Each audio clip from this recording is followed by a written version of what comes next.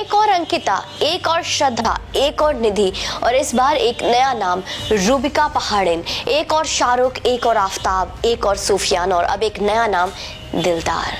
गिनते जाइए, इस महीने की यह तीसरी खेप है। खेप समझते हैं ना, एपिसोड ऑफ द सीरीज का नाम हमेशा की तरह लव जिहाद।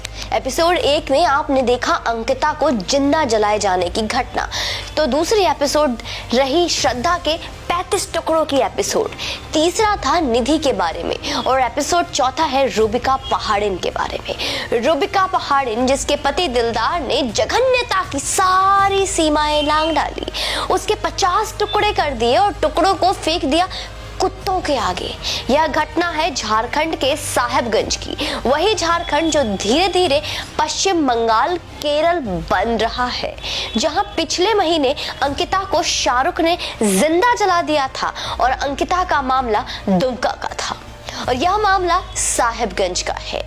नाम से ही मालूम चलता है कि रूबिका पहाड़िन एक वनवासी लड़की है, वही वनवासी संस्कृति जिसकी बेटी द्रौपदी मुर्मू जी आज इस राष्ट्र की प्रथम नागरिक है।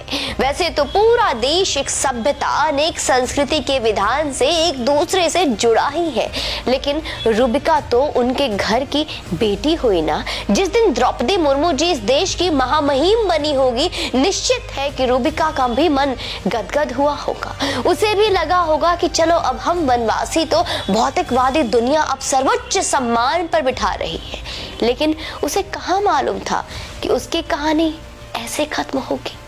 साहेबगंज जिला राज्य की राजधानी से तकरीबन 350 किलोमीटर की दूरी पर है। वहां से बोरियो थाना के मठियो डोंडा पहाड़ की रहने वाली थी रूबिका पहाड़िन।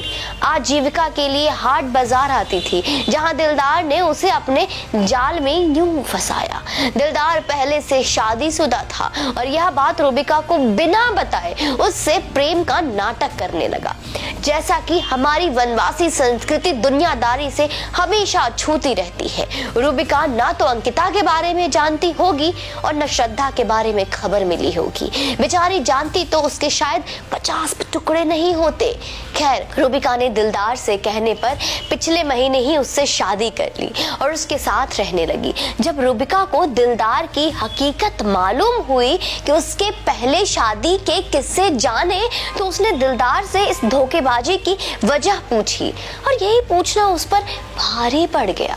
जिस दिलदार के लिए रूबिका महज एक माल गनीमत थी, वो रूबिका उससे ये कैसे पूछ सकती है? इतना अधिकार किसने दिया उसे?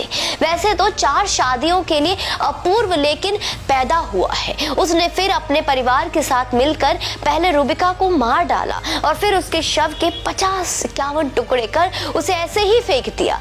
इस मामले का खुलासा तब हुआ जब रूबिका के लाश के टुकड़ों को कुत्ते इधर उधर घसीट रहे थे।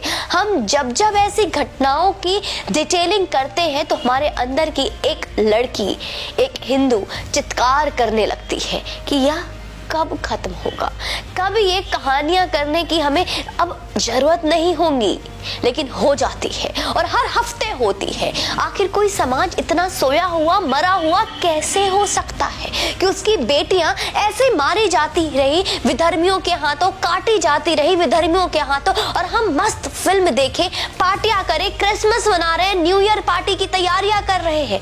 कैसे कर लेते हैं हम सब ये कुछ? क्या रूबिका पहाड़िन हमारी कोई नहीं लगती? अगर नहीं लगती तो द्रौपदी मुर्मू जी महामहिम बनाए जाने पर हमें ऐसा क्यों लगा था कि माता सबरी की एक बेटी अब प्रभु श्री राम के देश में उस स्थान पर बैठेगी जहां उन्हें राम राज्य में ही बैठना चाहिए था? क्या ये कटाई हमारे अंदर के हिंदू से सवाल नहीं कर रही?